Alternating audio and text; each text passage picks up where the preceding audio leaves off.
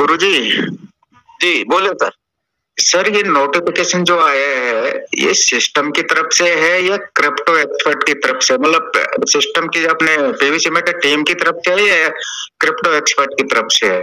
Sir PVC Meta team की तरफ से है।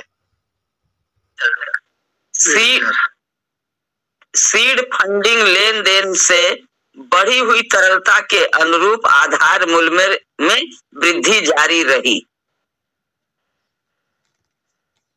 कि जब हम फंडिंग करते थे और कराते,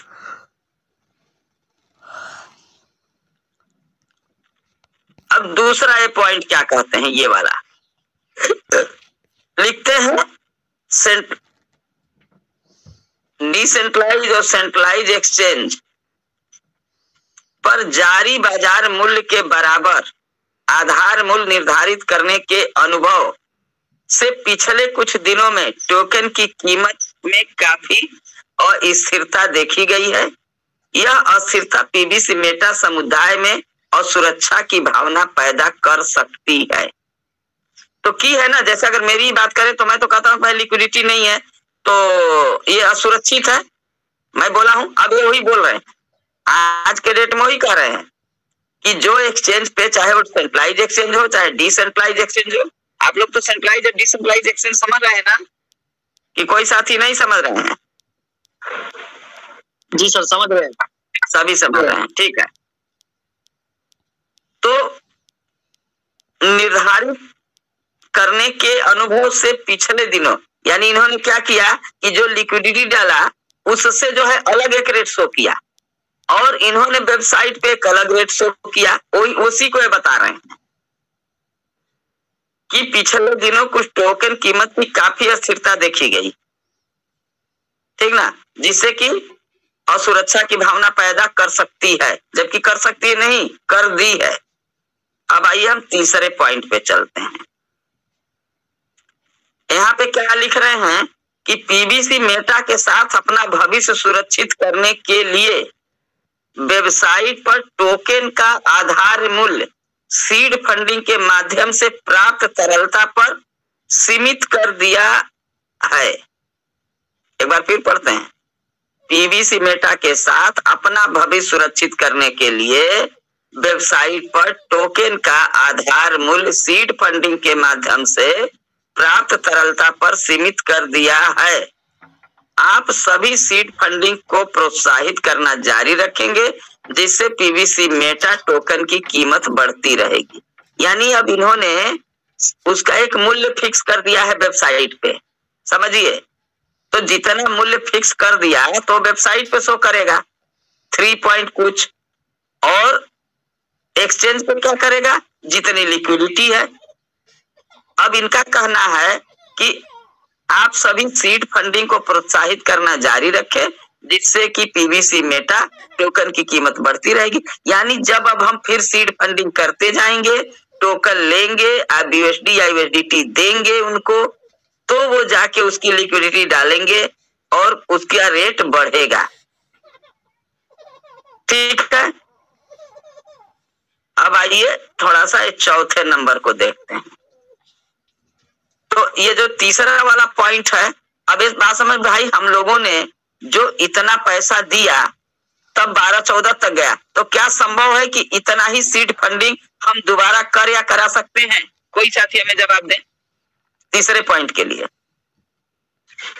नहीं करा सकते सर। नहीं होगा सर, बिल्कुल नहीं होगा। जैसे जब तक परमानेंट अकाउंट नहीं लाएगा सर, कोई नहीं करेगा।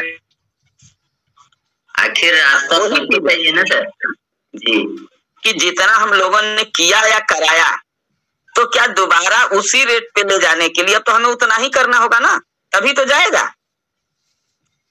तो अभी निकट भविष्य में संभव मुझे तो नहीं लगता फिलहाल। चौथा नंबर का देखते हैं क्या लिख रहे हैं। वेबसाइट पर टोकन निकासी P2P ट्रेडिंग के माध्यम से 14 दिसंबर 2023 तक शुरू की जा रही है। इस सुविधा से कम समय में अधिकतम निकासी की जा सकेगी। समझिए, जो हम लोग pvcmeta.com पे हमारे पीवीसी मेटा निकल रहा है, उसको हम एक दूसरे को देन लेन कर सकते हैं। पहले क्या करते थे, कि हम फार्मिंग करते थे अपना और दूसरे का फार्मिंग करते थे, ठीक है ना, वो भी 50 BUSD के बराबर जब हमारे पास था तब। अब ये क्या कर देंगे कि एक पीवीसी मेटा चाहे अधिकतम जितना भी, हम उसको आपस में लेन देन करेंगे। यानी अशोक सर ने कहा मुझे फार्मिंग करना है, तो हमने कहा कि ठीक है। हमने बोले कि मेरे पास 5 पीवीसी मेटा कम है, तो हमने इनको 5 दे दिया। इन्होंने बोला 100 पीवीसी मेटा चाहिए, तो इनके हम 100 दे दिया और पैसा ले लिए। यानी ये हम आपस में ही करेंगे। सिस्टम हमारी कोई मदद यहाँ पे नहीं करेगा कि आप हमको बेचो और हम ले लें, क्योंकि सिस्टम या किसी भी एक्सचेंज पे हम तभी अपने पीवीसी मेटा को सेल कर सकते हैं जब वहां लिक्विडिटी हो। लिक्विडिटी है नहीं, तो ये है इनका पूरा। तो अब हमारा कहना ये है, हम कोई डिमोलाइज नहीं कर रहे हैं, हम किसी को कुछ कह नहीं रहे, हमारा सिर्फ इतना कहना है दोस्तों कि क्या दोबारा इतना हो सकता है? तो आप लोग बोले नहीं हो सकता। और अगर हम 50 BUSD से पहली बार किए थे, तो क्या फिर अभी 50 BUSD से हम खरीद के करें? क्या संभव है? और अगर हम कर भी देते हैं सब लोग, चलो एक दिन मिट हो कि आज सभी लोग जो जितने से सीड फंडिंग किया था उतना ही खरीद के दोबारा भी कर दे, तो पहले तो सब लोग करेंगे नहीं, और कर भी देंगे तो इस बात की क्या गारंटी है कि इस बार वो लिक्विडिटी डाल देंगे? समझना तो भी है ना, क्यों बताइए। अब थोड़ा सा हम कैलकुलेटर पे चलते हैं, टाइम है ना मेरे पास है। कई बार ये चीजें बताई गई हैं। अभी हमको कितने होल्डर दिखते हैं आप लोग बताइए, कोई एक साथी जिनको जानकारी हो कि कितने होल्डर इस समय हमें दिख रहे हैं, कितने होल्डर हैं जिनके पास एक एक पीवीसी मेटा होल्डर? 73,000 सर, 1,73,000। काई दहाई सैकड़ा हजार 10,000 लाख, 1,73,000। मतलब ये है ना कि इन लोगों के पास कम से कम एक पीवीसी मेटा तो है, बोलिए हाँ या ना? जी सर, हाँ जी सर। और बाकी जिनके वॉलेट में नहीं है, जिन लोगों ने सीड फंडिंग किया है, उनकी तो हम बात छोड़ ही दे रहे हैं। अच्छा, कोई भी लोग जो इतना दिख रहे हैं, ये सभी कम से कम 50 BUSD से तो किया ही है इन लोगों ने। अगर हम इसमें गुणा कर दे 50 BUSD का, तो कितना BUSD होता है भाई? इकाई दाई सैकड़ा हजार साल लाख 10 लाख, यानी 86 लाख BUSD, 86 लाख डॉलर। क्यों हुआ या नहीं हुआ? जी जी सर, जी जी। यानी 86 लाख डॉलर जो हमने दे दिया, वो कहाँ गया? सवाल बनता है कि नहीं बनता है? अगर इसको इंडियन करेंसी में करें, इसमें हम 90 का गुणा कर देंगे, तो हमें पता चल जाएगा कि इंडियन करेंसी में कितनी वैल्यू होती है। तो अगर ये 86 लाख टोटल जो हम सीड फंडिंग के लिए दिए, उसकी लिक्विडिटी आपको डालना चाहिए कि नहीं डालना चाहिए? अब दोबारा कह रहे हो करने के लिए, तो ये वाला पैसा कहाँ गया? ये भी तो सिस्टम हमको बताए भाई। सर लोग रीफार्मिंग कर रहे हैं ना बार बार, तो उनको भी तो मिल रहा है पैसा, वो इसी में से मिल रहा होगा मेरे ख्याल से। और पैसा कहाँ मिल रहा है? आप चलिए मुझे आइए, हमने एक छोटा सा ऑफिस खोला और हमने क्या क्या समझिएगा। अब सभी लोग, आपके सवाल, क्या नाम है आपका? आपने सवाल किया, नाम बताइए सर। दिनेश बोल रहा हूँ सर। दिनेश जी, बहुत बढ़िया। दिनेश जी, आप ये बताइए, हमने लोगों को बोला कि आप आइए, आप लोग हमारे यहाँ फिक्स डिपॉजिट करिए। 1,000 लोगों ने, 1,000 लोग आए, इकाई दहाई 1,000 लोग आए और सभी ने 10-10 हजार रुपए से, 5-5 हजार रुपए से हमारे उस कंपनी में, उस बैंक में, जो भी आप समझ लीजिए, या मेरे पास उन्होंने जमा कर दिया। कितना किया? 5,000 गुणे 5,000। मेरे पास कितना पैसा आ गया? इकाई दहाई सैकड़ा हजार 10 लाख 10 लाख, इकाई दहाई सैकड़ा हजार 10 लाख 50 लाख आ गया ना? हाँ जी सर। बोले गलत तो है? बोलिए सर। जी सर, जी। अच्छा, 50 लाख रुपया मेरे पास आ गया, इसको हमें समझना है। अब हमने बोला था कि ये पैसा जो है 2 साल में हम डबल कर देंगे, क्या कर देंगे, डबल कर देंगे। तो जो व्यक्ति आया मेरे पास 5,000 का 10,000 लेने, तो हमने कहा कि क्या करोगे लेके, आप इसको फिर से जमा कर दो, आपका फिर जो है 10 का 20 हो जाएगा। उसने कर दिया, ये सारे लोगों ने फिर कर दिया। तो क्या हमारे पास से कुछ पैसा निकल के उसके पास गया? मैं पूछ रहा हूँ दिनेश जी। दिनेश जी। हाँ सर बोल। मेरे जो 50 लाख यहाँ मेरे पास आए थे, इसमें से तो मैंने कुछ उसको दिया क्या? नहीं दिया सर, केवल कागज में कर दिया ना। जी सर। तो तीसरी बार भी आया तो हमने कहा क्या करोगे लेके, 5 का 10 हुआ है, अब 10 का 20 हो जाएगा। उसने फिर कर दिया। तो हमारे 50 लखवा में से क्या कुछ निकला? कुछ भी नहीं। तो बताओ आप। नहीं, जैसे कोई 500 की फार्मिंग करता है और बाकी कुछ भी टीम नहीं है उसके पास, तो 500 की रिफार्मिंग करते करते करते तो वो पैसा शायद इसमें काम आ रहा होगा, शायद ये अंदाजा है मेरा। सर पैसा कहाँ, पैसा निकला कहाँ से बाहर? पैसा तो ऑन पेपर कागज में बढ़ता गया, री इन्वेस्ट री इन्वेस्ट री इन्वेस्ट, ठीक ना।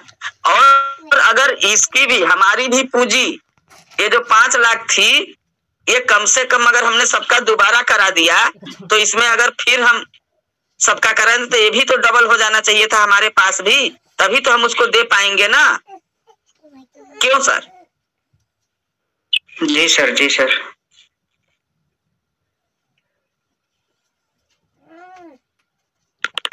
उदाहरण और देते हैं, फाइनेंस कंपनियों के बारे में आप लोग सुना होगा, जानते होंगे।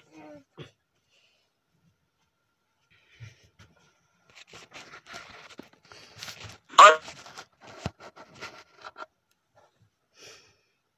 भाई आप ऐसे समझिए, थोड़ा सा इसको हम और क्लियर कर देते हैं आप लोगों को, समय भी अब नहीं है, कि हमारे पास समझिएगा, हमने किसी से 5,000 रुपया लिया, हमने किसी से 5,000 रुपया लिया और हमने इस पैसे से कोई इनकम नहीं की और उसको बोला है कि हम आपको जो है 2 साल में 10,000 दे देंगे, इसी 5,000 पे समझते हैं। अब जब 2 साल हुआ तो मुझे तो उसका देना है, क्रेडिट बनानी है, अब मेरे अपने खर्चे भी हैं, बिजली के बिल है, खाने का जो भी खर्चा है। अब हमने किसी से और से कहा भैया 10,000 रुपए देना जरा, हमने 10,000 रुपए उससे ले लिए और ये 5,000 दे दिया, समझिए, ये 5,000 दे दिया, कट हो गया। लेकिन 5,000 देने के साथ ही हमारे पास 10,000 की लाइबिलिटी आ गई। क्यों आई या नहीं आई, कोई साथी बताएं? आई सर, आई ना। आई 10,000 देने के लिए फिर हमने किसी से 20,000 ले लिया, समझिए। अब 10,000 का 20,000 तो 20,000 में दिलाएगा नहीं, 20,000 लेके अगर 20,000 दे दिया तो हमारे पास अब अगली लाइबिलिटी 20,000 की हो गई। इसलिए अगर कि 5,000 से मुझे कम से कम 30,000 की इनकम होनी चाहिए थी, जो हम नहीं कर पाए, तो हमारी लाइबिलिटी क्या हुई, बढ़ती गई। पर्सनल जीवन में इसको लेके देखिए, आप किसी से पर्सनल जीवन में मैं आता हूँ, छोटी सी, आप अपने गांव में लोग ब्याज पे पैसे देते हैं 5% 10% पे, आपने ले लिया, तो आपको क्या क्या करना है, कुछ पैसे से कमाएंगे तभी तो उसका ब्याज देंगे। लेकिन पता चलता है कि 5,000 का उसका 10,000 हो गया, उसका 15,000 हो गया, लेकिन हम 5,000 नहीं दे पाए। बोलिए, गलत तो हम नहीं बोल रहे हैं ना? बिल्कुल सही है सर, ठीक बता रहे हो सर जी। नहीं, हम गलत क्या, तो आप बोलिए, बिल्कुल माइक खुला है और हम लोग यहाँ पे स्वस्थ मतलब एक परिचर्चा चर्चा के लिए कर रहे हैं। तो देखिए साथियों, अब सिस्टम के पास ही है, उनको अगर अपनी क्रेडिट बनानी है, करनी है, तो पैसा उनके पास है। अब उनकी इच्छा देने न देने की मैं नहीं कहता, और वो लिक्विडिटी डाल दें।